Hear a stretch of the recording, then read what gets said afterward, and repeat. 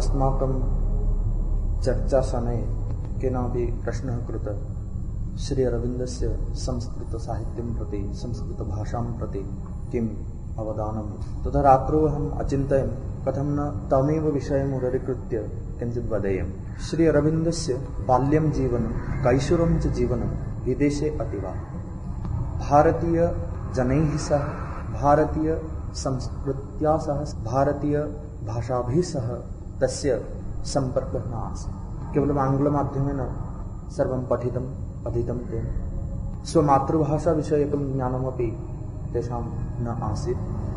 परन्तु यदा युवावस्थायां सः विदेशतः प्रत्यावर्तनम् अकरोत् स्वजन्मभूमिं प्रति, तदा स्वमातृभूमिं प्रति तस्य या श्रद्धा आसीत्, या प्रीतिः आसीत्, सा प्रीतिः सा श्रद्धा क्रमशः दृढीभूता अभूत्। तस्मात् कारणात् भारतीयसंस्कृतौ यत्किमपि वर्तते, भारतीयभाषासु यत्किमपि वर्तते, तेषु विषयेषु तस्य विशेषम् अध्ययनं जातम्। आदौ इदं प्राथम्येन सः स्वमातृभाषां बङ्गभाषां स्वीकृत्य अध्ययनं प्रारब्धवान्।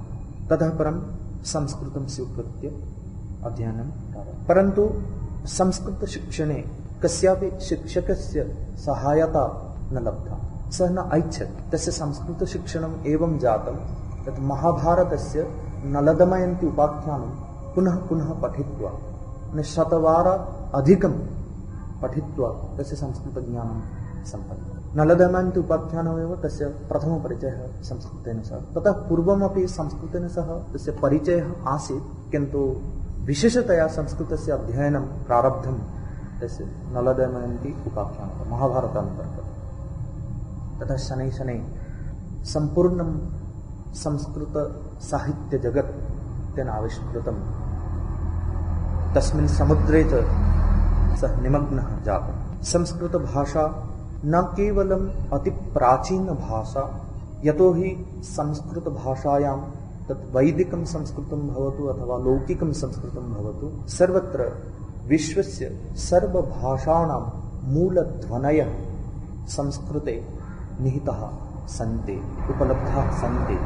इति हेतोः संस्कृतं सर्वभाषा जननीमिति सर्वे कथयन्ति। संस्कृतभाषामाध्यमेन पूर्णतया अस्माकं नानाविधभावान्, नानाविधचिन्तासकलं, भावसकलं प्रकाशयितुं वयं समर्थाः। सूक्ष्मातिसूक्ष्मचिन्तासकलं भावराजं प्रकाशयितुं वयं समर्थाः। सूक्ष्म अनुभूतयः अपि एतया भाषया एव स्पष्टतया प्रकाशयितुं शक्यते। इति हेतोः संस्कृतम् आश्रित्य किमपि कार्यं करणीयं, संस्कृतम् आश्रित्य सर्वं चिन्तनं करणीयम् इति श्री अरविन्दस्य महती इच्छा आसीत्। अपरं च यत् संस्कृतम् अद्य उपलब्धं वर्तते, लौकिकं भवतु अथवा वैदिकं भवतु, तन्न सर्वभाषाणां मूलरूपम्। एतद् वैदिकसंस्कृतस्यापि मूलरूपं कुत्रचित् अन्यत्र वर्तते, लौकिकसंस्कृतस्यापि मूलरूपं यत् रूपम् अद्य न उपलब्धं, तदेव रूपं, सा एव मूलभाषा श्री अरविन्देन देवभाषा इति कथ्यते। देवभाषा इति नाम प्रदत्तं तस्याः भाषायाः कृते, मूलभाषायाः कृते। या भाषा सर्वासां भाषाणां जननी, सर्वासां भाषाणां जन्मदात्री वर्तते। तया दृष्ट्या अपि श्री अरविन्दपादैः महत् चिन्तनं प्रारब्धम् आसीत्। तस्मिन् विषये अपि महत् कार्यं कृतं, यत् कथं संस्कृतमाध्यमेन वयं तां मूलभाषाम् आविष्कर्तुं शक्नुमः। किमर्थं संस्कृतम् अपेक्षितं तस्मिन् विषये इति एतत् संस्कृतभाषायां वेदेषु ये मन्त्राः उपलभ्यन्ते, लौकिकसंस्कृतेषु यत् साहित्यम् उपलब्धं वर्तते, तत्र सर्वत्र तस्या एव मूलभाषायाः शक्ति, मूलभाषायाः पावित्र्यं, मूलभाषायाः स्वरूपं, मूलभाषायाः व्याकरणं सर्वथा संरक्षितं वर्तते। इति हेतोः संस्कृतमाध्यमेन एव तां मूलभाषां धर्तुं वयं शक्नुमः इति तेषां मतम् आसीत्। तदर्थं संस्कृतभाषाम् अधिकृत्य बहु किमपि कार्यं तैः कृतं वर्तते। अपरं च तेषाम् एतदेव मतम् आसीत्, एष एव विचारः आसीत् यत् संस्कृतस्य यत् सरलं रूपं रामायणे महाभारते च परिलक्ष्यते, तदेव सरलं रूपं यदि भारतवर्षे सर्वत्र व्यवह्रियते तर्हि संस्कृतं भारतवर्षस्य साधारणभाषां कर्तुं यत् कार्यं वयं कुर्मः तत् कार्यं सुकरं भवति। ते ऐच्छन् रामायणे यत् संस्कृतम् उपलभ्यते, महाभारते यत् संस्कृतम् उपलभ्यते, तादृशं किमपि संस्कृतं सर्वत्र प्रचारितं भवतु, प्रसारितम्।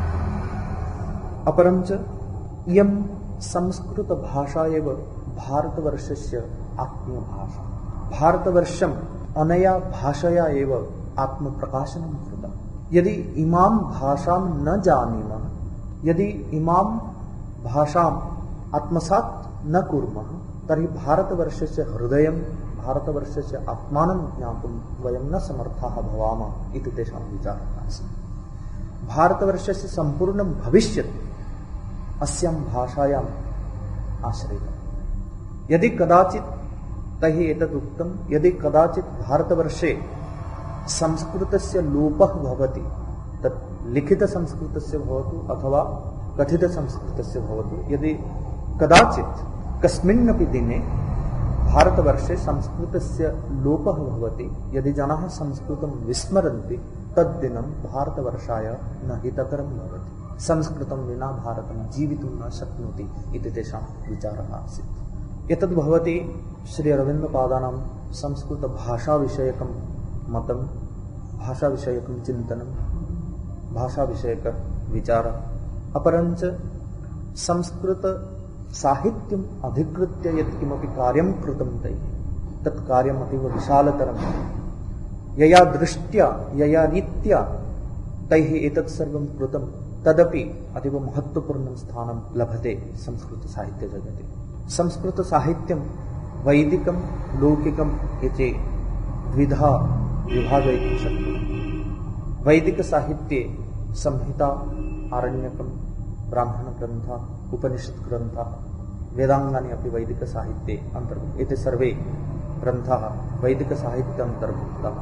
ब्राह्मणग्रन्थान् अधिकृत्य, आरण्यकग्रन्थान् अधिकृत्य श्री अरविन्दपादैः किमपि न कृतं वर्तते। किन्तु संहिताशास्त्राणि अधिकृत्य, उपनिषद्ग्रन्थान् अधिकृत्य तैः बहु किमपि कृतं वर्तते। वैदिकसाहित्यविषये विशेषतः ऋग्वेदसंहिता अधिकृत्य तैः विशेषतया कार्यं कृतं।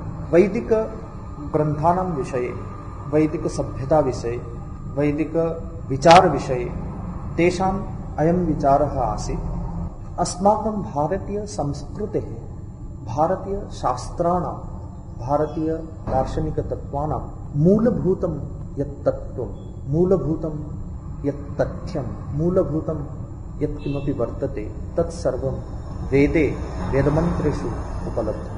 वेदे किमस्ति? सम्पूर्णं वैदिकसाहित्यं यदि परिशीलयामः, यदि सम्पूर्णवैदिकसाहित्यस्य अनुशीलनं कुर्मः, परिशीलनं कुर्मः, विशेषतः श्री अरविन्ददृष्ट्या तत् एतदेव फलरूपेण आयाति यत् तत्र 4 तत्त्वानि मुख्यतया सन्ति वेदेषु। किं तत् तत्त्वं? वैदिकविचारेषु यत् प्रथमं तत्त्वं निहितं वर्तते, प्रथमं सत्यं यत् निहितं वर्तते, तद्भवति अस्माकं या बाह्यसत्ता अस्ति, बाह्यसत्तायाः एकं सत्यं वर्तते, अस्माकम् अन्तःसत्तायाः अपि एकं सत्यं वर्तते। वैदिकसाहित्यस्य अयं विचारः, वेदमन्त्राणां, वैदिकऋषीणाम् अयं विचारः आसीत्, इयम् अनुभूतिः आसीत् यत् अस्माकं बाह्यसत्तायाः यत् सत्यं वर्तते तद् अतिरिच्य ततोपि उच्चतरं विशालं किञ्चित् सत्यं वर्तते। एतत् बाह्यसत्तायाः सत्यं न केवलम् एकमेव सत्यम्, एतद् अतिरिच्य बृहत्तरं सत्यं वर्तते। अस्माकं मनसः, अस्माकं बुद्धेः यः प्रकाशः वर्तते, तस्मात् प्रकाशात् बृहत्तरं विशालतरं किञ्चित् ज्योतिः वर्तते, तद् आविष्करणीयम् अस्माकं जीवने।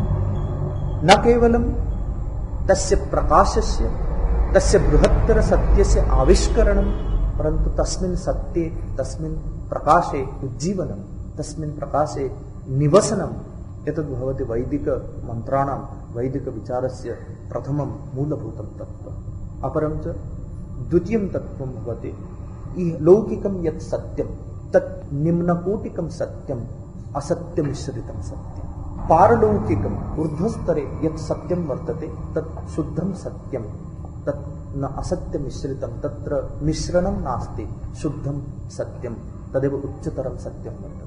अनयोः द्वयोर्मध्ये निम्नकोटिकसत्यं यत् वर्तते, ऊर्ध्वतरे यत् सत्यं वर्तते, तयोः द्वयोर्मध्ये अनेकानेक लोकाः सन्ति। ये लोकाः स्वस्वप्रकाशयुक्ताः। एषः भवति वैदिकऋषीणां द्वितीयः विचारः। तृतीयः विचारः भवति यत् अस्माकम् एतद् जीवनं, समग्रमिदं जगत् नानाविधशक्तीनां सङ्घर्षस्थलम्। अत्र अन्धकारेण सह प्रकाशस्य सङ्घर्ष, असुरैः सह देवानां सङ्घर्ष, एवं सम्पूर्णमिदं जगत् नानाविधशक्तीनां सङ्घर्षस्थलम्। एतद् भवति तृतीयः विचारः। अत्र देवाः सन्ति, अग्नि, इन्द्र, मित्र, वरुण, अर्यमा, भग प्रभृतयः देवाः सन्ति, दैवीशक्तयः सन्ति। अपरञ्च पणि, वृत्र प्रभृतयः दैत्याः सन्ति, आसुरीशक्तयः सन्ति। शक्तिद्वयस्य मध्ये सर्वदा युद्धं प्रवर्तते, परन्तु विरोधिशक्तीनां वारणाय किं करणीयं? दैवीशक्तीनाम् आवाहनं करणीयम्। आहुताः ते देवाः, ताः दैवीशक्तयः विरोधिशक्तीनां मूलोत्पादनं कृत्वा अस्मासु दैवत्वं निक्षिपन्ति, दैवत्वं प्रतिष्ठापयन्ति। एषा एव सिद्धिः। एतां सिद्धिं प्राप्तुं यत्किमपि आन्तरिकजगति, अन्तर्जगति क्रियते तद्भवति साधनं।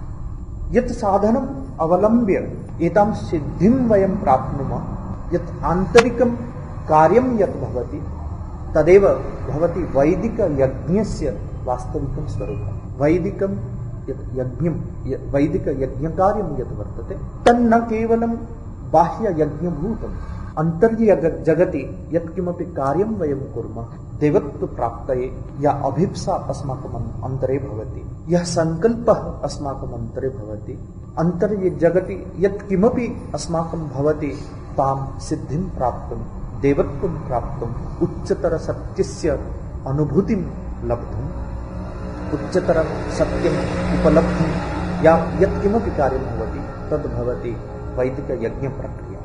वेदा हि यज्ञार्थमभिप्रवृत्तः इत्यत्र श्री अरविन्दस्य विरुद्धभावः न वर्तते, किन्तु वैदिकः यज्ञः न बाह्ययज्ञः अपि तु आन्तर्यज्ञः। तस्मिन् आन्तर्यज्ञे हविरूपेण किं तत्त्वं, समिधरूपेण किं तत्त्वं वर्तते, पुरोहितः कः, यजमानः कः, तत्सर्वं तस्य सीक्रेट ऑफ द वेद इति ग्रन्थे तैः विस्ताररूपेण विचारितम्। यः दिव्य संकल्परूपकः अग्नि अस्माकम् अन्तरे ज्वलति, सैव अग्निः तस्य आन्तर्यज्ञस्य पुरोहितः।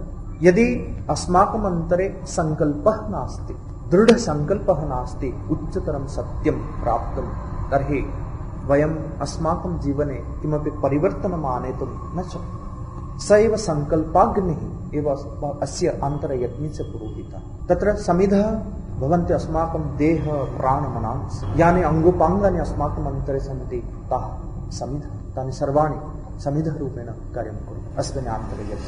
हविरूपेण किं प्रदीयते, घृतं किं तत्र तस्मिन् यज्ञे, बुद्धेः यः निर्मलप्रकाशः, मनसः यः निर्मलप्रकाशः स एव घृतरूपेण अस्मिन् आन्तर्यज्ञे व्यवह्रियते। हविरूपेण अस्माकं देह मन प्राणस्य यत्किमपि कार्यं या वृत्तिः चलति, यत्किमपि यः कोऽपि व्यापारः अन्तर्जगति चलति, स एव व्यापारः हविरूपेण प्रदीयते। अस्माकं विचारधारा, अस्माकं वयं शरीरमाध्यमेन यत्किमपि कार्यं कुर्मः तत्सर्वं तस्मिन् अग्नौ समर्पयामः। अपरं च अयम् आन्तर्यज्ञः भवति एका निरन्तर यात्रा। सा यात्रा केवलं तत् महत्तर सत्यम् उपलब्धुम् एषा एव यात्रा। ऋग्वेदस्य प्रथमसूक्ते तत्र अध्वर इति शब्दस्य प्रयोगः वर्तते। अध्वर शब्दस्य प्रयोगः प्रायः ये व्याख्याकाराः सन्ति तत् हिंसारहितः इति अर्थं कुर्वन्ति, किन्तु श्री अरविन्दपादैः तस्य भिन्नः अर्थः। अध्वरः यज्ञः नाम न तु हिंसारहितयज्ञः परन्तु यात्रामयः यज्ञः।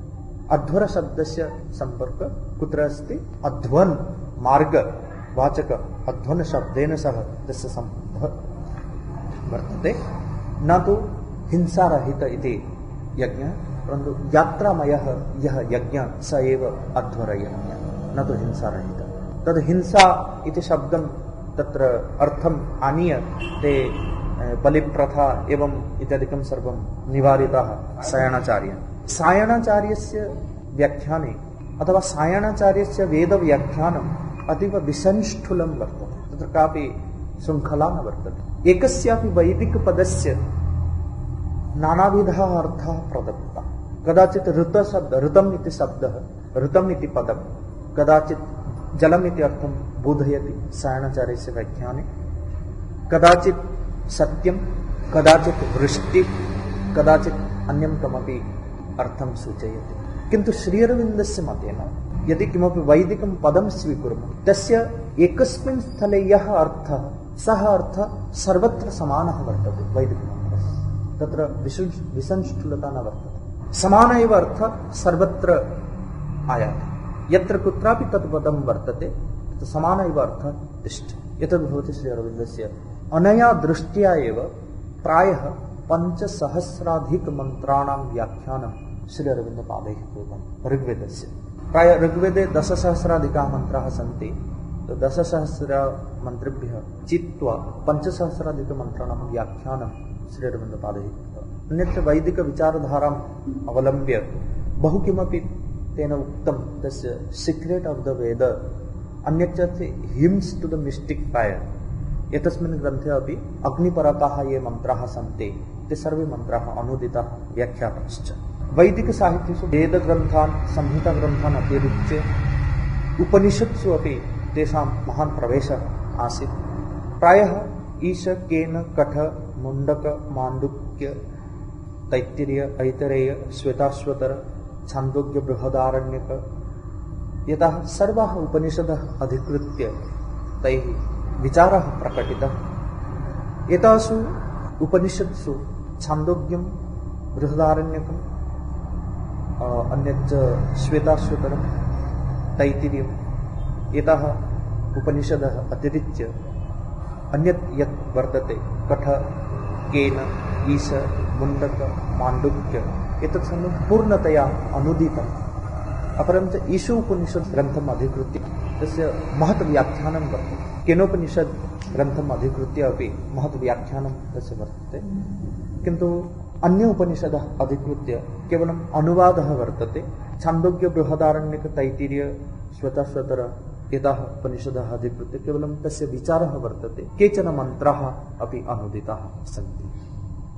पूर्णतया ईशोपनिषदः अनुवादः समुपलभ्यते, केनोपनिषदः अनुवादः उपलभ्यते, मुण्डक, माण्डुक्य, ऐतरेय उपनिषदः अनुवादः उपलभ्यते, प्रश्नोपनिषदः अनुवादः अपि पूर्णतया उपलभ्यते। वैदिकसाहित्यम्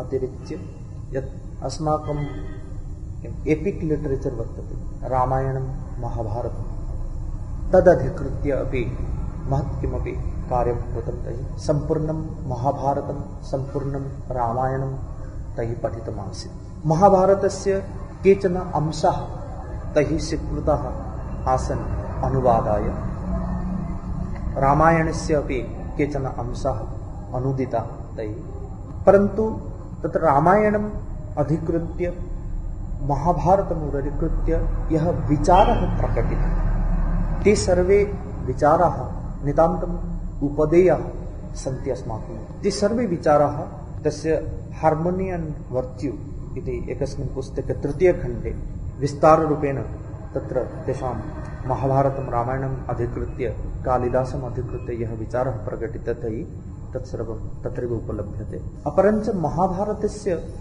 बहून् अंशान् स्वीकृत्य आङ्ग्लभाषया बहुविधाः कविताः तैः रचिताः। यथा विदुला चरित्रम् आधारीकृत्य विदुला इति काव्यम् उपलभ्यते।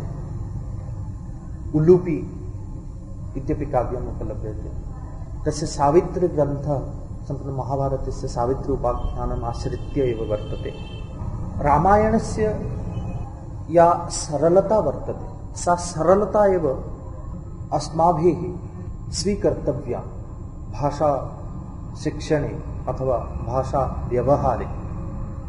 रामायणस्य सरलता उपस्थापने भाषागत सरलता एव अस्माभिः आश्रयणीया भवेत् इति तेषां महती इच्छा आसीत्। रामायणं महाभारतम् अतिरिच्य लौकिक संस्कृत साहित्ये कालिदासम् अधिकृत्य अपि बहु किमपि कार्यं कृतं श्री अरविन्दपादैः। कालिदासस्य सम्पूर्णं साहित्यं तैः पठितम् आसीत्। कुमारसम्भवस्य प्रथमसर्ग अनुदितः न केवलम् एकवारं वारत्रयं तस्य सर्गस्य अनुवादः कृतः तैः।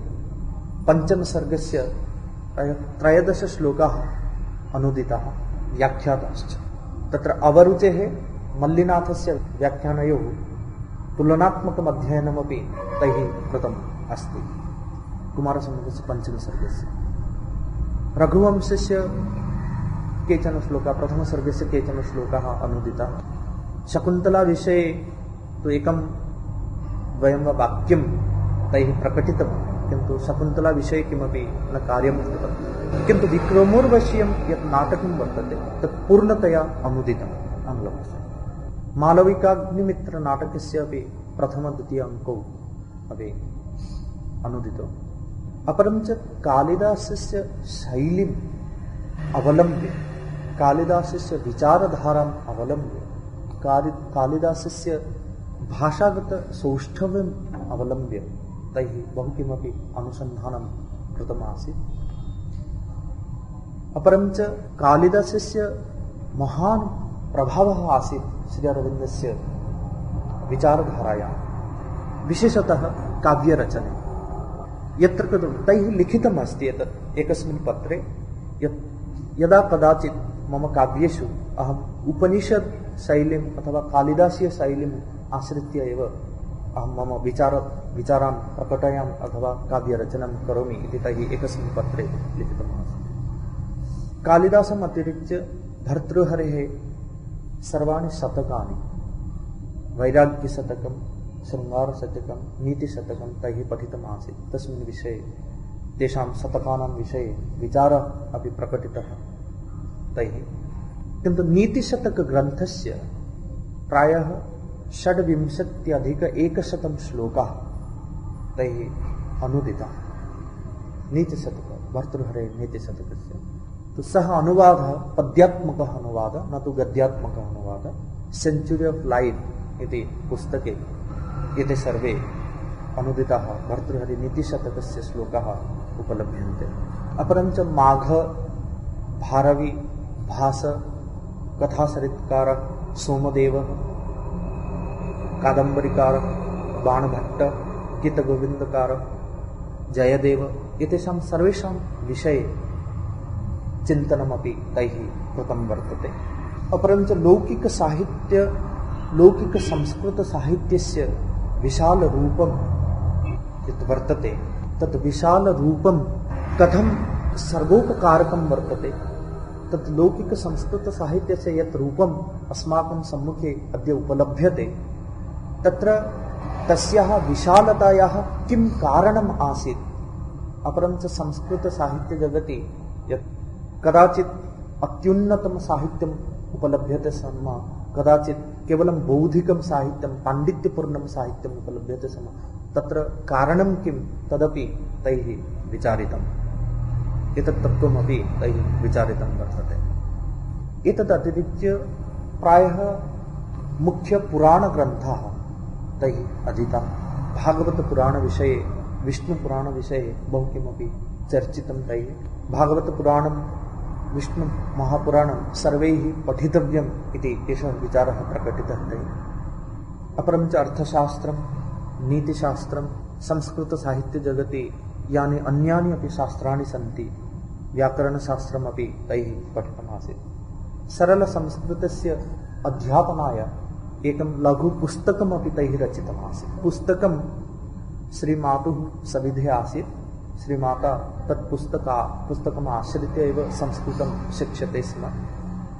किन्तु यदा द्वितीयविश्वयुद्धसमये श्रीमाता तस्याः स्वदेशं प्रति गता, यदा पुनः आगच्छति स्म, तस्मिन् समये एका पेटिका समुद्रे निमग्ना, तस्यां पेटिकायां तत् लघुपुस्तकं सरलसंस्कृतशिक्षणाय तत् यत् श्रीअरविन्देन रचितम् आसीत्, तत् पुस्तकं तस्यां पेटिकायाम् आसीत्। तत् लुप्तं, नष्टं, जले निमग्नम्। अन्यथा तत् पुस्तकं यदि स्यात् तर्हि अतीव उपकारम्, अथवा वयम् एतत् ज्ञातुं पारयामः यत् श्रीअरविन्दस्य का इच्छा आसीत्, कया रीत्या सरलसंस्कृतस्य पाठनं भवेत् इति, तस्य कीदृशी इच्छा आसीत् तत् ज्ञातुम् अवश्यं पारयामः। किन्तु तत् पुस्तकं न उपलभ्यते। न केवलं संस्कृतसाहित्यपठनं, संस्कृतसाहित्यग्रन्थान् पठित्वा तेषु विषयेषु विचारप्रकटनम् अथवा संस्कृतसाहित्य अन्तर्गत केषाञ्चित् विषयाणाम् अनुवादः श्री अरविन्दस्य महत् लक्ष्यम् आसीत् अथवा महत् कार्यम् आसीत्। अपरञ्च सरलसंस्कृतम् आश्रित्य सरलसंस्कृतभाषया ग्रन्थरचनम् अपि तेषां महत् कार्यम् आसीत् साहित्यजगति। संस्कृतभाषया भवानी भारती इति काव्यं रचितं वर्तते, पूर्णतया संस्कृते एव वर्तते। देशभक्तिपरकं काव्यमिदं। 99 श्लोकाः सन्ति।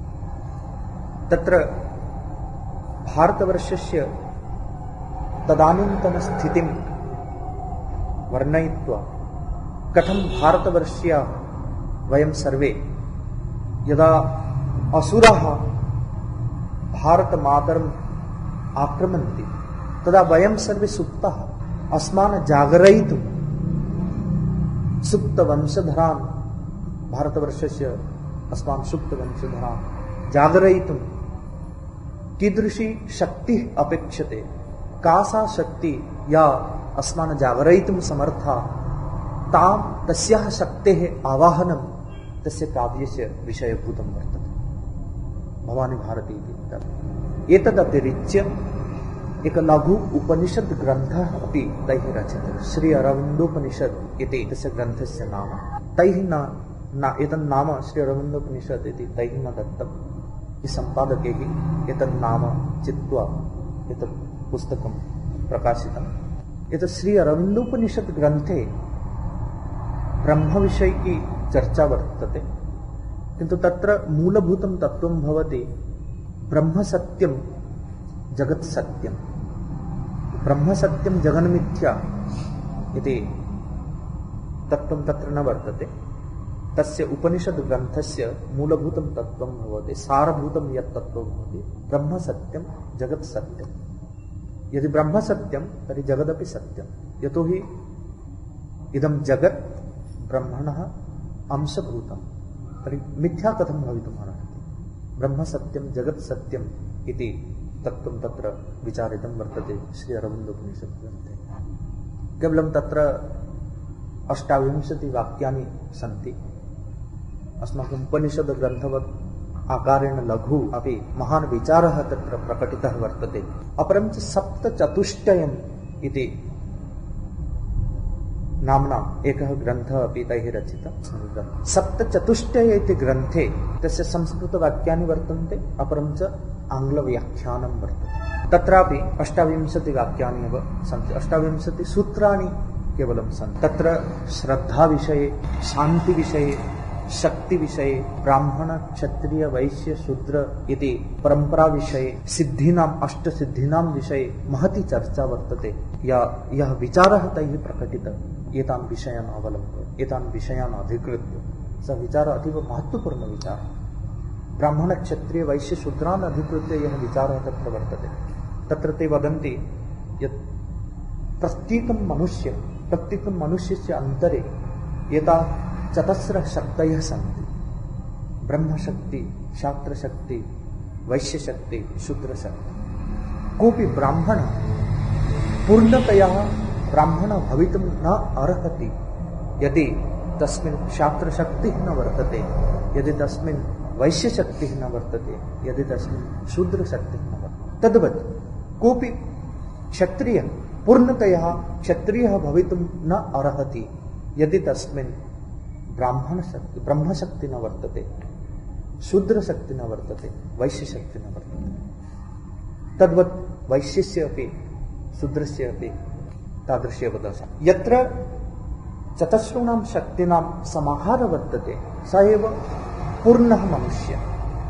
अहं क्षत्रियः, अहं ब्राह्मणः, किन्तु एतत् न बोधयति यत् मयि क्षात्रशक्ति न वर्तते, मयि वैश्यशक्ति न वर्तते, मयि शूद्रशक्तिः न वर्तते। यदि ब्राह्मणः तस्य अन्तरे क्षात्रशक्तिं न प्रतिष्ठापयति, यदि न अनुभवति, यदि वैश्यशक्तिं न प्रतिष्ठापयति, न अनुभवति, यदि शूद्रशक्तिं न अनुभवति, तर्हि सः न पूर्णतया ब्राह्मणः। ब्राह्मणस्य परिभाषा का? ब्राह्मणः स एव भवति यस्य ज्ञानं विशालं भवति। विशालत्वम् एव ब्राह्मणस्य गुणः। ज्ञानं, ब्रह्मज्ञानं, विशालत्वम् एव ब्राह्मणस्य गुणः। क्षत्रियस्य गुणः भवति शक्तिः, बलं च। वैश्यस्य गुणः भवति दानं, शूद्रस्य गुणः भवति समर्पणं। विशालत्वं, बलं, दानं, समर्पणम्। एताः चतस्रः शक्तयः। यदि ज्ञानम् अस्ति, विशालता अस्ति, किन्तु समर्पणं नास्ति, तर्हि तद् ज्ञानं, सा एव विशालता अस्मान् उच्चतरसत्यस्य अनुभूतिं प्रापयितुं न समर्थं भवति। तद् ज्ञानं न समर्था भवति, सा विशालता। एतत् सर्वं तत्र सप्तचतुष्टये ग्रन्थे विचारितः वर्तते श्रीअरविन्दपादः। अपरं च श्रीअरविन्दस्य यत् दर्शनं वर्तते तत् सम्पूर्णं दर्शनं तान्त्रिकदर्शन तेषां मतेन तन्त्रशास्त्रम् एव विज्ञानभूतं प्रमाणभूतं शास्त्रम्। तन्त्र वैदिकं शास्त्रमपि प्रमाणभूतं शास्त्रं, किन्तु तन्त्रशास्त्रे किं भवति? मानवजीवनस्य सर्वे अंशाः स्वीकृताः तन्त्रशास्त्रेषु। साधनाय मानवजीवनस्य सर्वे अंशाः स्वीकृताः। एकोऽपि अंशः न त्यक्तः। मनुष्य यः कोऽपि भवतु, तस्य विचारधारा या कापि भवतु, सः येन रूपेण तिष्ठति तदेव रूपम् आश्रित्य, तदेव चरित्रम् आश्रित्य तन्त्रशास्त्रं कार्यं करोति। केवलं यदि सत्यं महत्तर सत्यम् उपलब्धुं यदि इच्छामः, केवलं तदर्थमेव किञ्चित् साधुतरं भवेयं, केवलं तदर्थमेव ये अस्माकम् अन्तरे, अस्माकम् अन्तर्जगति या अपवित्रता वर्तते, अस्माकम् अन्तरेषु ये दोषाः वर्तन्ते, ते दोषाः परित्यक्तव्याः न, परन्तु किन्तु तेषां दोषाणां समर्पणं करणीयं। तेषां सर्वेषां दोषाणां, यदि मम मनसि कोऽपि अन्धकारः वर्तते, मम मनसि कापि अपवित्रता वर्तते, कोऽपि दोषः वर्तते, तस्य दोषस्य, तस्य अन्धकारस्य, तस्य अज्ञानस्य समर्पणमेव करणीयं। न तु तत् यदा भगवन्तं प्रति गच्छामि, यदा भगवन्तम् आह्वयामि, केवलं तस्मिन् क्षणे एव अस्तु ते अन्धकाराः, तद् अज्ञानं, ते दोषाः दूरे तिष्ठन्तु, अहम् इदानीं भगवन्तं प्रार्थयामि। पुनः यदा भगवत् प्रार्थनं समाप्तं तदनन्तरं पुनः सर्वे दोषाः आगच्छन्ति, तन्न। किन्तु ते दोषाः तत्सर्वं भगवते अर्पण्यम्। पूर्णतया तन्त्रविषयकम् एकं शास्त्रं रचयितुं श्री अरविन्दस्य महती इच्छा आसीत्। तद्विषये प्रयासः अपि प्रारब्धः आसीत् श्री अरविन्दपादैः। केवलं यत्किमपि लिखितं वर्तते अपूर्णतया तद् वर्तते। तान्त्रिकसिद्धिप्रकरणम् इति नाम्ना कश्चित् ग्रन्थः उपलभ्यते श्री अरविन्दस्य सञ्चिकातः। तत्र तन्त्रविषयकाः बहवः विचाराः प्रकटिताः सन्ति। संस्कृतभाषा न उपलभ्यते, अद्यावधि न प्रकाशितं, परन्तु तस्य सम्पूर्णग्रन्थस्य आङ्ग्ल अनुवादः मया कृतः। तत्र प्रथमं सूत्रं भवति शक्ति उपासना तान्त्रिकसिद्धि, एवं प्रकारेण तत्र 38 वाक्यानि एव उपलभ्यन्ते, किन्तु अपूर्णं शास्त्रं। महाभारतान्तर्गत भगवद्गीता यः अंशः उपलभ्यते, तां गीताम् उररीकृत्य तेन essays on the Gita, Gita निबन्धमाला इति ग्रन्थः रचितः। सम्पूर्णगीतायाः एकं नूतनं व्याख्यानं तत्र वर्तते।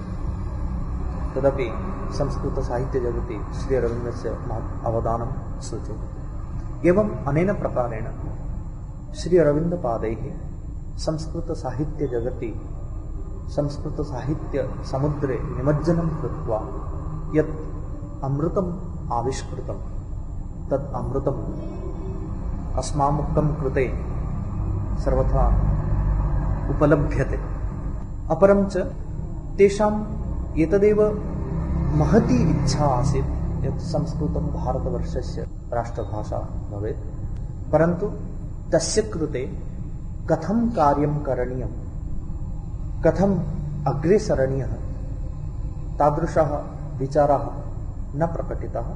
किन्तु तेषाम् अयं विचारः आसीत्, तेषाम् इयम् इच्छा आसीत् यत् संस्कृतं सरलं संस्कृतं, न तु प्रौढानां संस्कृतं भारतवर्षस्य राष्ट्रभाषा भवेत्। एतदर्थं श्रीमाता सर्वदा कथयति स्म यत् अत्र ये केऽपि सन्ति, तत्र आश्रमपरिसरे ये छात्राः सन्ति, ये अध्यापकाः सन्ति, ये आश्रमिकाः सन्ति, तैः सर्वैः किञ्चित् संस्कृतं ज्ञातव्यम्। यदि भवन्तः आश्रमं प्रति गच्छन्ति, संस्कृते आलापं करोति, यः कोऽपि संस्कृतं बोद्धुं समर्थः भवति, वक्तुम् अपि बहवः पारयन्ति।